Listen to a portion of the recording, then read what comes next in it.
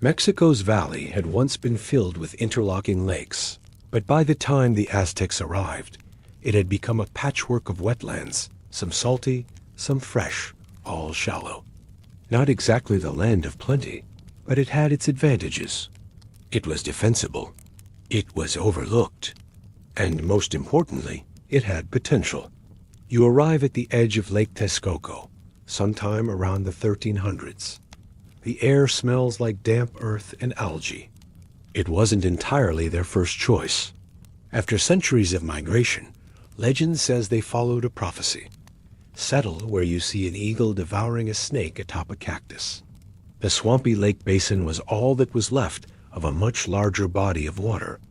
At first, the settlers built small platforms out of sticks and reeds. Nothing fancy, just dry spots to stand on. But those little rafts gave them an idea. What they invented was a miracle of slow, muddy engineering, the canampa. But tonight, you're not just learning how they worked.